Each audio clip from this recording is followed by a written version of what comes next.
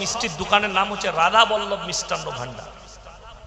সীতাভোগ মিহিদানা খেতে গেলে রাধা বল্লভে যেতে হবে। ওই স্টেশন থেকে, রেল স্টেশন থেকে কিনে এনে বদনাম করবেন না, বর্ধমানের সীতাভোগ মিহিদানা ভালো নয়, দামি দোকানে যেতে হবে। সেই দোকানটার নাম হচ্ছে রাধা বল্লভ মিষ্টান্ন ভান্ডার। 150 থেকে 200টা কোয়ালিটি আছে মিষ্টির খালি দোকানটা। তো আমি আমার মেয়ের জন্য মিষ্টি কিনছি, আর একটা ছেলে কোমরে দড়ি বেঁধে খালি পায়ে, হাতে থামস আপের বোতল আছে, হেঁটে যাচ্ছে, হুজুর ভালো আছে, ভালো আছে, বলছে আমি হযরতে হোসেন কারবালার প্রান্তরে 3 দিন পানি পাইনি, তাই আমি উপোস আছি, আমি 3 দিন পানি পান করব না। আমরা হাতে যে থামস আপের বোতল বলছে বাকি সব মাল চালাচ্ছি, তখন আমি বুঝলাম ওই মালটাও চালাইছে। কথাটা বুঝতে পারেননি আমার? বলছে 3 দিন পানি পান করব না, কিন্তু হাতে থামস আপের বোতল আর ভেতরে চালিয়েছে 1 গ্লাস মদ। তবে তো ওই কথাটা বলছে। কি সব আমাদের মতো মৌলবীদিকে দেখছেন? আমাদের বর্ধমানে গেলে নাটক দেখতে পাবেন। বর্ধমান, বীরভূম, একজন বলছে আগুনের ওপরে মুসল্লা বিছিয়ে নামাজ পড়ছে। এরকম পরেজগার আছে আপনাদের গায়ে? কোনো মৌলবী দেশেতে খুঁজে পাবেন? মুসল্লা বিছিয়ে আগুনের ওপরে মুহররমের দিনে নামাজ পড়ছে, কিন্তু হারামখোর জীবনে নামাজ পড়ে না, 1 ওয়াক্তের নামাজ পড়ে না। 2 রাকাত নফল নামাজ পড়বে মুসল্লা বিছিয়ে আগুনের ওপর। আমাকে একজন যুবক জিজ্ঞেস করছে, তোমাদের ঈমান কি অত মজবুত হয়েছে আগুনের উপরে নামাজ পড়তে পারবে? আমরা না ভাই, আগুনের উপরে নামাজ তখন পড়া যাবে যখন গাঁজা খাওয়া যাবে তখন। কেন উমাল গাঁজা খেয়েছে বলে আগুনের উপরে নামাজ পড়ছে, আমরা পারবো না, গাঁজাও খেতে পারবো না, আগুনের উপরে নামাজও পড়তে পারবো না। এই হচ্ছে মুসলমানের হাল। কষ্ট লাগে, মুহররমের দিনে নামাজ নাই, মুহররমের রোজা নাই, কিচ্ছু নাই, খালি আছে কি নাচ গানা, সিন্নি, আগরবাতি, মোমবাতি আর ফুলানে ফুলানে। আপনারা বলুন, হযরতে হোসেন শহীদ হয়েছেন কোথায়? কথা বলে না, কোথায়? বাগদাদে, ইরাকের মাটিতে কারবালার প্রান্তরে শুয়ে আছে। একটা মানুষের কটা কবর হয়? কথা বলে না, একটা হয়। কিন্তু আশ্চর্য লাগে, ইরাকের মাটিতে হযরতে হোসেন শহীদ হয়ে শুয়ে আছে। তার মঞ্জিল মাটি হচ্ছে 24 পরগনায়, তার মঞ্জিল মাটি হচ্ছে দেগঙ্গা থানায়, তার মঞ্জিল মাটি হচ্ছে দত্তপুকুরে, তার মঞ্জিল মাটি হচ্ছে হাওড়ায়, তার মঞ্জিল মাটি হচ্ছে বর্ধমানে, তার মঞ্জিল মাটি হচ্ছে বোম্বে, তার মঞ্জিল মাটি হচ্ছে লখনৌ, তার মঞ্জিল মাটি হচ্ছে আপনার উত্তরপ্রদেশ। আমি খালি চিন্তা করি, আচ্ছা আপনারা বলুন, ইসলাম সত্যের উপরে টিকে আছে না মিথ্যার উপরে? সত্যের উপরে। কিন্তু আশ্চর্য কি বিষয় জানেন? আজকে এতগুলো একটা মানুষের কবর, সমস্তগুলো মিথ্যা, একমাত্র ইরাকে যিনি শুয়ে আছেন ওইটাই একটা সত্য কবর, বাকিগুলো সব মিথ্যা। আমার বর্ধমানে, আমার এলাকায় এক জায়গায় ফাইসালা করতে গেলাম, একদল বলছে ওরস করবো আর একদল বলছে করতে দেবো না। আমাকে সিলেক্ট করা হলো, হুজুর ফাইসালা করো। 2 দলই এসো। আমি বললাম, বাবা তুমি কেন ওরস করতে দিবে না? আজ 30 বছর ওরস করছে। বলছে জায়গাটা আমার বাপের। আচ্ছা আচ্ছা, তুমি যে করছো তোমার এই মাজারে কোন হুজুর শুয়ে আছে? বলছে কোনো হুজুর নাই, পাথর চাবড়ি থেকে আমি পাথর এনে কবর করেছি। মানে মালটা কোথায় ফাঁকা। আমাদের ভারতে যদি 1 লাখ মাজার থাকে, 95,000 মাজারে মাল নাই, ফাঁকা। শুনেছেন? আমাদের মতো মৌলবীর কোনোদিন কবর রেল লাইনের ধারে আর ঠিক রোডের সাইডে, বাস স্ট্যান্ডের ধারে। আপনি যান বীরভূম, মাল্লারপুরের কাছে রোডের গায়ে মাজার আছে। কি বুঝলেন? দিল্লিতে 2টো স্টেশনের মধ্যেখানে মাজার আছে। দেখেছেন না? দেখেন নাই দিল্লি স্টেশনে? দেখেন নাই? স্টেশনের মধ্যেখানে মাজার। আমি খালি চিন্তা করি, এমন জায়গায় সব মাজারগুলো করেছে যেন মাল ছুললি এসে পড়ে। আর লরির ড্রাইভাররা কি বললেন, তারা দেখে সারা সব বিপদ বাবার হাতে।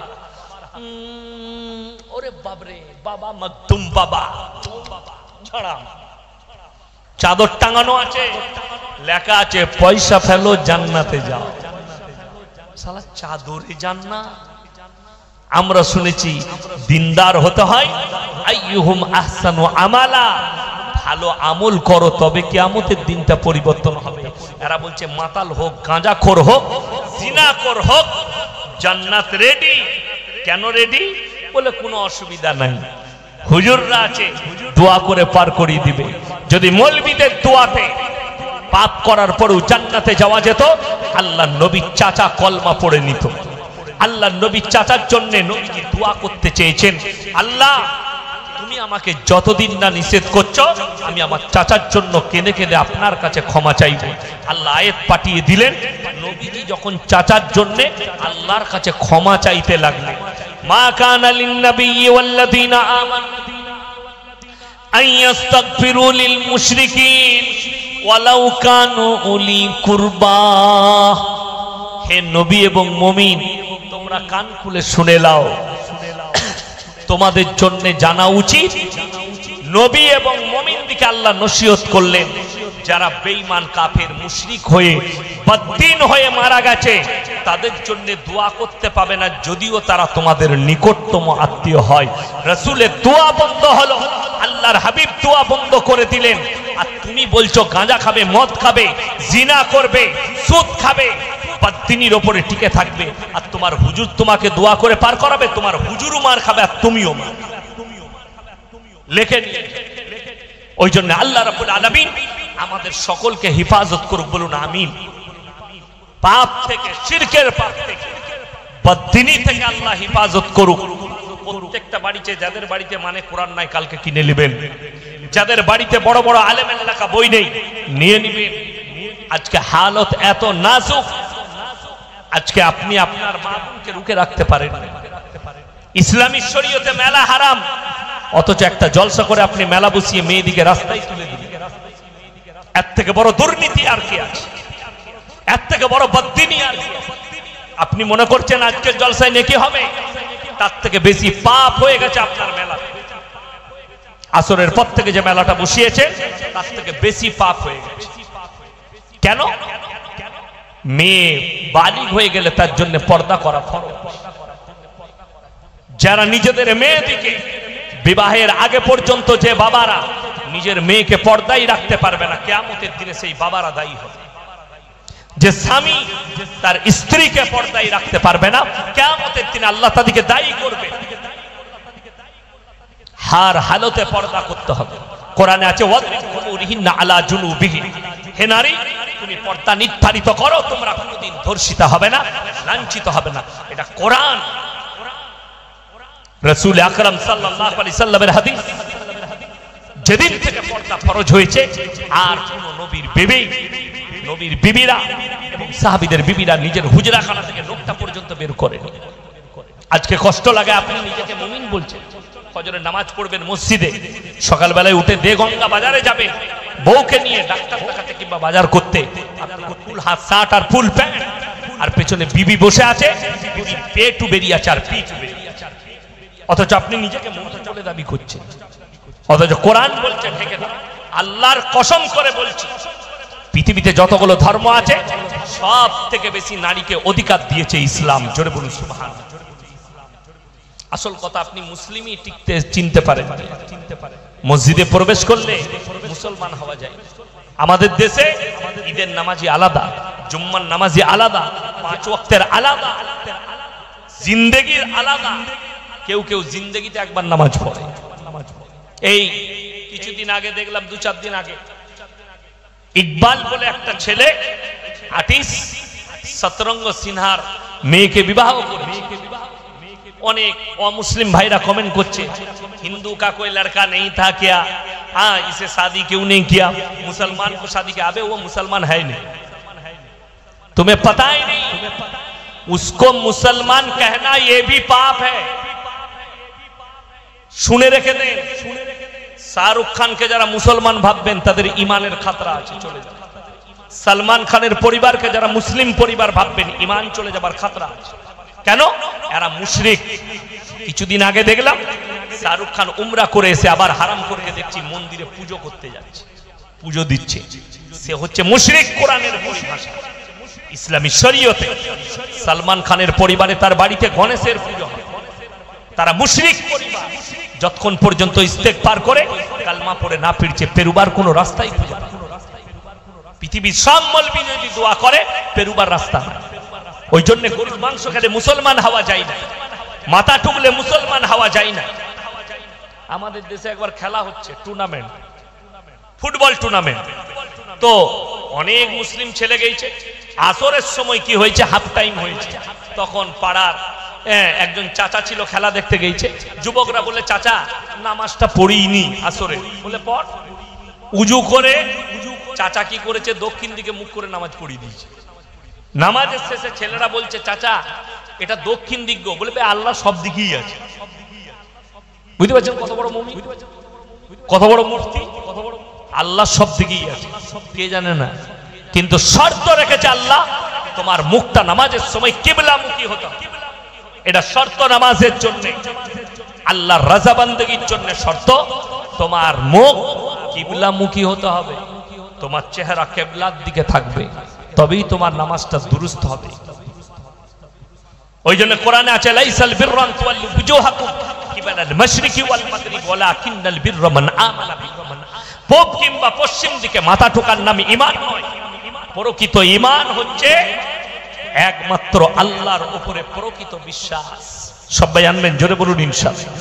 ওয়াল ইয়াউমিল আখির, আমার পরকালের প্রতি, ওয়াল মালায়েকাতি, আমার ফেরেশতাদের প্রতি, ওয়াল কিতাবি, আমার আসমানি কিতাবের প্রতি, ওয়ান নবিয়্যিন, আর যতগুলো নবী পয়গম্বর চলে গেছে এবং যতগুলো এসছে, যতদিন চলে গেছে, এই সকল নবী পয়গম্বরদের উপরে বিশ্বাস স্থাপন করা, এই পাঁচটা জিনিসকে বিশ্বাস করার নাম হচ্ছে। এবং ভেবে দেখুন, যে গণেশের উপাসনা করেছে আমার আল্লাহকে কেমন বিশ্বাস করে, যে উমরা করা আসার পরে কাবা ঘর দিদার করার পরে, চোখে দেখার পরে কাবা ঘরে সিজদা করার পরে আবার যদি সে মন্দিরে গিয়ে সিজদা করে, কোরআনে আছে লা ইলাহা ইল্লা ওয়ালা ইলাহা উলা, তোমরা দুটো নৌকায় পা দিও না, একটা নৌকায় পা দাও। এটা কোরআন। আল্লাহ নিষেধ করলেন তোমরা দু দলের মাদল হয়ো না, লা ইলাহা ইল্লা ওয়ালা ইলাহা উলা। আপনাদের অনেকের মনে মনে হবে, শিক্ষিত লোক থাকলে ইয়াসিন সাহেব একটা অমুসলিম ভাইদের বিরুদ্ধে বিদ্বেষ ছড়াচ্ছে। না, তুমি সম্প্রীতি জানো না। সম্প্রীতি আমার আল্লাহ শিখিয়েছেন, আমার রসুল শিখিয়েছেন। সম্প্রীতি রসুলের হাদিস শুনে যাও। তোমার বাড়ির পাশে কে বসবাস করছে দেখো না, হিন্দু হোক, দলিত হোক, আদিবাসী হোক, যে জাতিরই হোক, সে যদি ক্ষুধার্ত হয় খাবার দাও, বস্ত্রহীন হলে বস্ত্র দাও, বিপদে পড়লে পাশে দাঁড়াও। এটার নাম হচ্ছে শরীয়ত। তোমরা দেখো না, কিন্তু তার মানে এটা নয় তার অনুষ্ঠান হবে, তার পুজোর অনুষ্ঠান হবে, আল্লাহ ব্যতীত অপরের কাছে তারা চাইবে, আর তুমি সেই অনুষ্ঠানে যোগদান করবে, এটা আমার আল্লাহ কখনো মেনে নেবে না। এটার নাম ইসলাম না।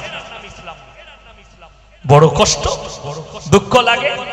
আমি ইয়াসিন, আমার অমুসলিম ভাইদের প্রতি বিদ্বেষ আছে কিনা আমার এলাকায় গেলে বুঝতে পারবেন, আমার পরিবারে, আমার গ্রামে গেলে বুঝতে পারবেন ইয়াসিন সাহেব কি খিদমত করে আর কি বিচার করে।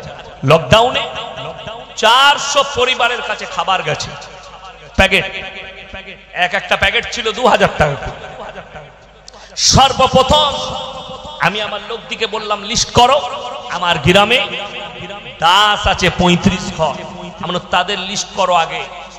বাগদি আছে, তাদের লিস্ট করো আগে, আগে তাদের কাছে পৌঁছাও, যেন তারা এটা না বুঝতে পারে এই 5000 জনবসতি মুসলিমের ভেতরে আমরা গুটি কয়েক আছি, আমাদেরকে ছোট যদি দেখে তাদের মন যেন খারাপ না হয়।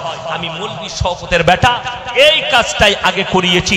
এরপর বলুন সম্প্রীতি কোনটার নাম? তারা মনসা পূজা করে, ইয়াসিনকে দাওয়াত দিবার ক্ষমতা তাদের নেই। এরা বিশ্বকর্মা করে, আমাকে দাওয়াত দিবার ক্ষমতা নেই। কেন?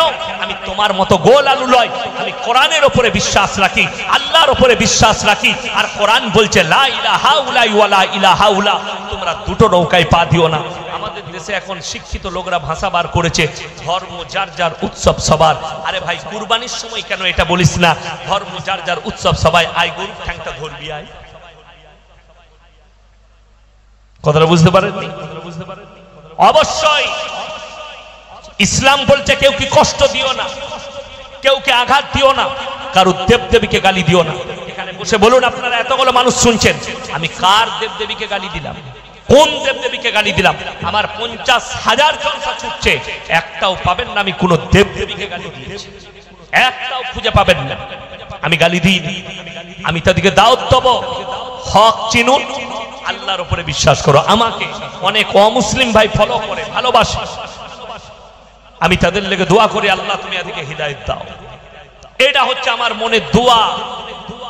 বাকি তাদের উপরে না হিংসা আছে, না বিদ্বেষ আছে, না কিছু আছে। ইসলাম এটা শেখায়। ওই জন্য আমার ভাই লাস্টে বলবো, 3টে জায়গায় টাকা আল্লাহ দিলে খরচ করবেন। 3 জনের পেছনে।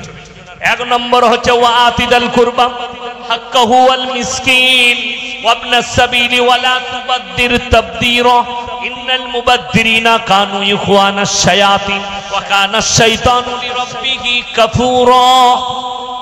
হে আমার নবী বলো, ওয়াতিদাল কুরবা, সবথেকে প্রথমে কাছের গরিবের কাছে, কাছের গরিব যদি হাত পাতে, তার কাছে হাতটাকে বাড়ানো মাত্র তার হাতে পয়সা।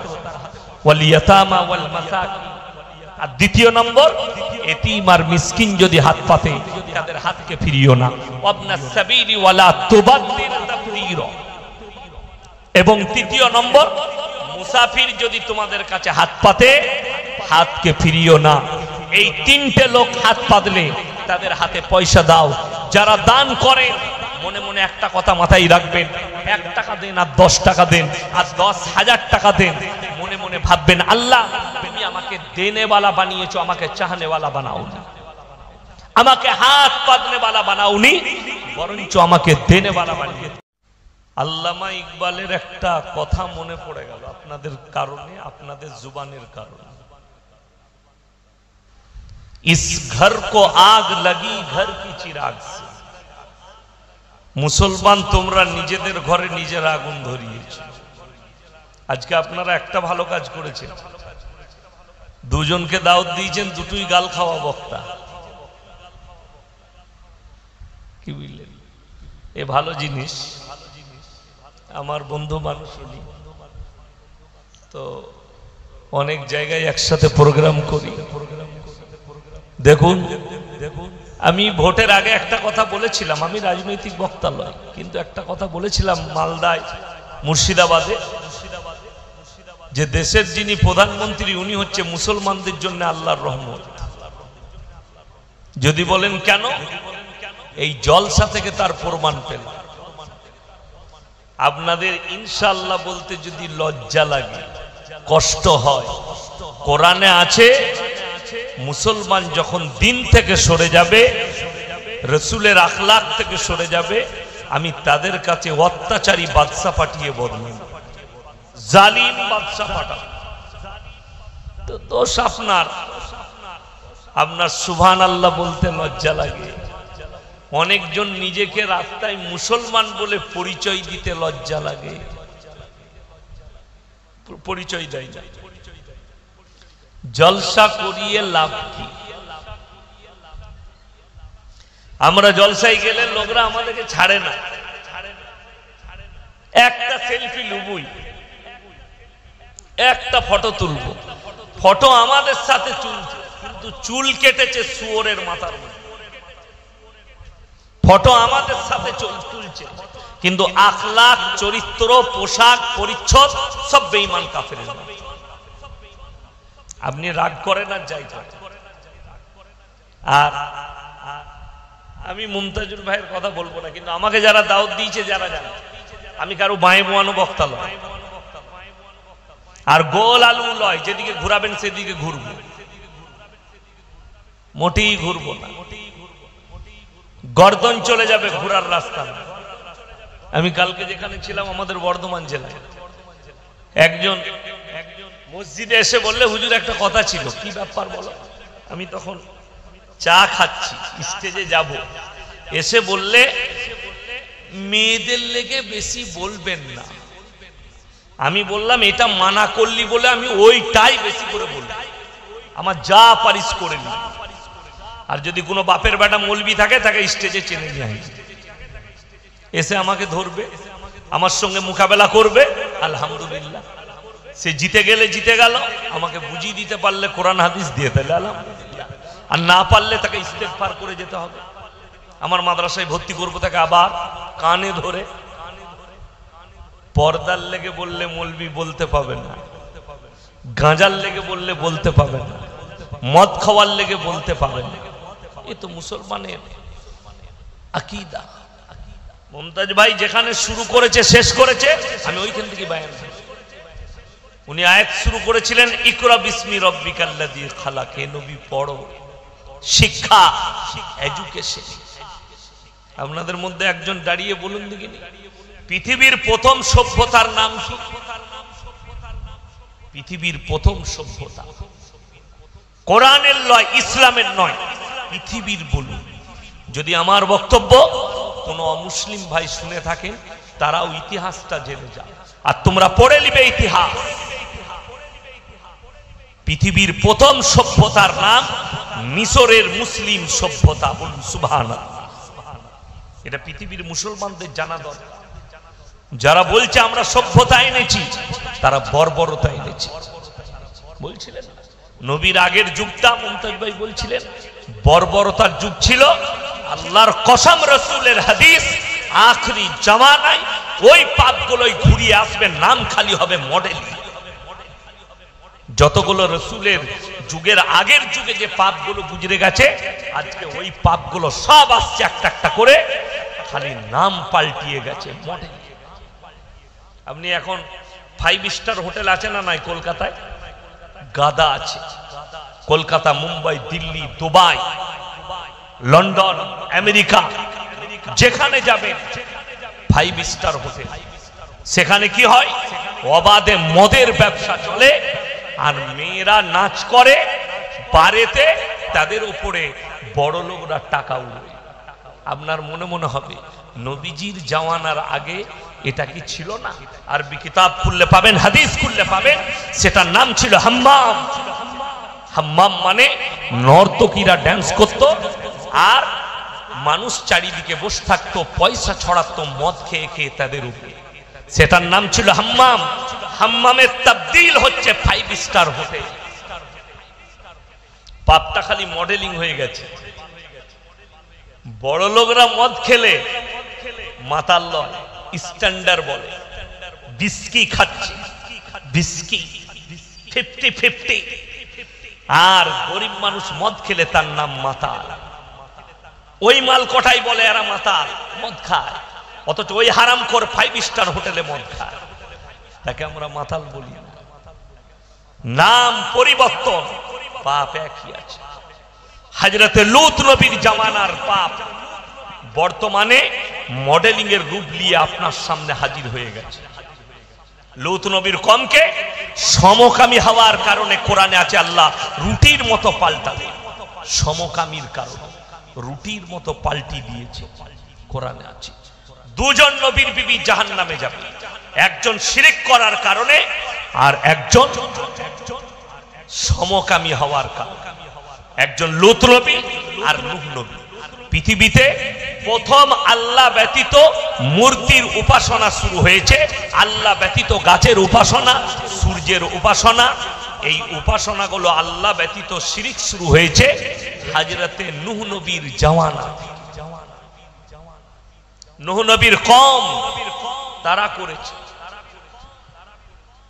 কোরআনে আছে তাদের দুজনের বিবিকে আমি জাহান্নামে দেব, লাকির টেনে দেব।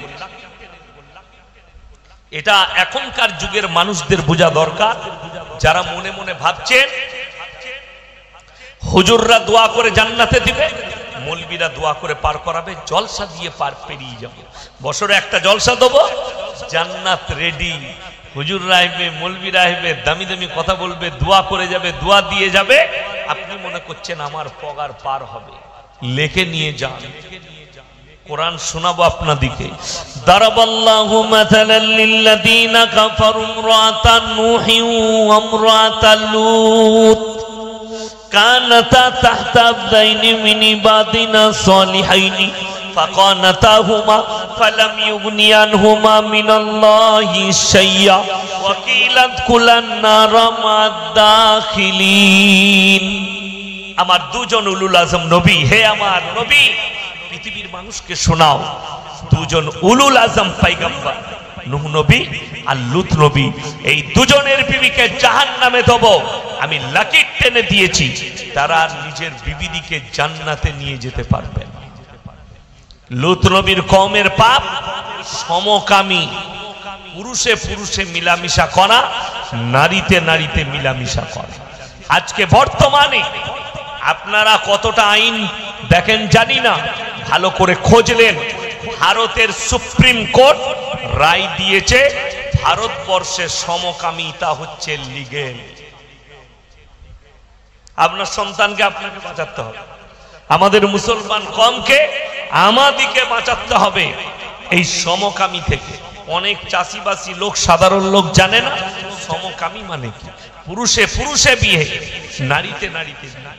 অনেক পুরুষ অনেক মেয়ে জেন্ডার পরিবর্তন করছে, লিঙ্গ পরিবর্তন, বেটা ছেলে থেকে মেয়ে ছেলে, মেয়ে ছেলে থেকে বেটা ছেলে। বাংলাদেশে ঘটেনি, শরীফ থেকে শরীফা আপনারা পড়েছে, জেন্ডার পরিবর্তন। আল্লাহর কসম করে বলছি, কিয়ামতের দিনে তাদের জন্য জাহান্নাম ছাড়া কোনো রাস্তা। বুখারী শরীফের হাদিসে আছে, রাসূল আকরাম সাল্লাল্লাহু আলাইহি সাল্লাম বললেন, হে আমার সাহাবীরা শোনো, দুজন ব্যক্তির দিকে আমার আল্লাহ তাকাবেন না একবার। একজন হচ্ছে ওই ব্যক্তি যে পুরুষ নারীর মতো রূপ ধারণ করে। এখনকার কিছু ছেলে বেরিয়েছে দেখবেন কানে বালি পরে। কে পড়েছে? কোন হারামখোর ফিল্মের আর্টিস্ট সালমান খান নাকি কানে একটা বালি পড়েছে না রিং পড়েছে, এই হারামখোরু কান ফুটো করে রিং পড়েছে। মুসলমান হাতে বালা, হাতে চেন। আমি গাড়ি থেকে নামলাম, কে আমার মনে পড়ছে না, কে একটা ছেলে আমার সঙ্গে মুলাকাত করলে, হাতে চেন আছে। এদেরকে আল্লাহ কিয়ামতের দিনে বলবে যে তোমরা নারীর রূপ ধারণ করে দেখাও। তারা বলবে আল্লাহ আমরা অক্ষম। আল্লাহ বলবে তোমাদের জন্য বিকল্প রাস্তাই নাই, জাহান্নাম। যে নারীরা পুরুষের রূপ ধারণ করে, জিন্সের প্যান্ট গেঞ্জি, ছেলেদের মতো চালচলন, ছেলেদের মতো চুল, এই নারীদিকেও কিয়ামতের দিনে আল্লাহ প্রশ্ন করবে, তোমরা রূপ ধারণ করে দেখাও। তোমরা তো পুরুষ ছাড়তে চাইছে, ছেলে হতে চাইতে, তোমরা একবার ধারণ করে দেখাও। তারা বলবে আমরা অক্ষম। তাদের জন্য জাহান্নাম ছাড়া বিকল্প কোনো রাস্তাই থাকবে।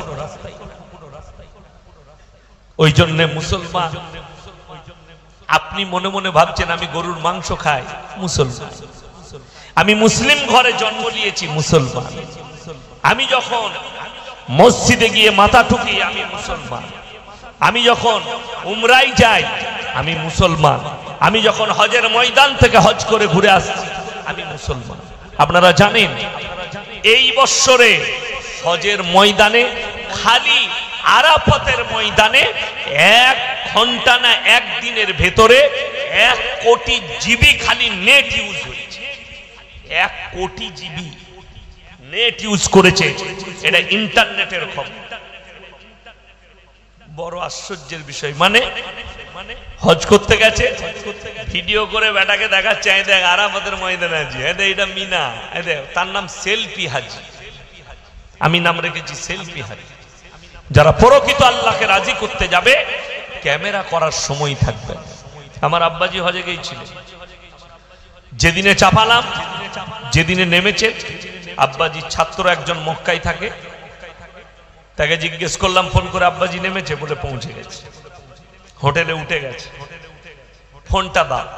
তার ফোনে, কেমন আছেন? ঠিক আছে, কোনো অসুবিধা নেই, কোনো অসুবিধা নেই। তারপর থেকে যেদিনে উনি চাপবেন, ফিরছেন, সেই দিনে তার ফোনেতেই কথা হলো, আমি এই সময়ে চাপছি, এই সময়ে দমদমে পৌঁছাবো, গাড়ি রেডি রাখবে। বাস তার মধ্যখানে ওখানে গিয়ে তো সিমটাও নেয়নি, মোবাইলটা ভরাই ছিল, সিম ইউজ করেনি। কেন? সেই জায়গা তো ইবাদতের জায়গা, আল্লাহকে রাজি খুশি করার জায়গা, সেলফি তোলার জায়গা নয়। বড় কষ্টের বিষয়, মুসলমান ইবাদতটাকেও মাজাক বানিয়ে। এই বলছিলেন না সোশ্যাল মিডিয়ার কথা, মোবাইলে দেখছি একটা ফটো ছেড়েছে, বন্যা হয়েছে দিয়ে এতটা পানিতে দাঁড়িয়ে নিয়ত বেঁধেছে নামাজ পড়েছে। হ্যাঁ তুই সিজদায় গেলে মরে যাবি না, নাকে পানি ঢুকে, তো এটা ধোকাবাজি নয়, এটা কি দিয়ে বলছে আমিন লেখু। এত বড় আল্লাহওয়ালা এক কোমর পানিতে দাঁড়িয়ে নামাজ পড়াবে, সিজদা কি করে করবি? তোর পাচার লুঙ্গি তো উপর দিকে উঠে যাবে। এ ধোকাবাজ আর প্রতারক। ইসলামে ধোকা নেই, প্রবঞ্চনা নাই, প্রতারণা নাই। আল্লাহর কসম, ইসলাম সত্যের উপরে টিকে আছে আর ন্যায়ের উপরে টিকে আছে। যারা গালি দেয়, আমি সেদিনে ভগবতীপুরে ছিলাম, ফুরফুরার পাশে ভগবতীপুর জাঙ্গিপাড়া থানা। সেখানে বলেছি বাবা, মুহররম মাসে হযরতে হোসেন শহীদ হয়েছে, সামনে জিলহজ্জা চলছে, পরই মুহররম আসবে। তোমরা জানো মুহররম মাসে 10ই মুহররম হযরতে হোসেন শহীদ হয়েছেন।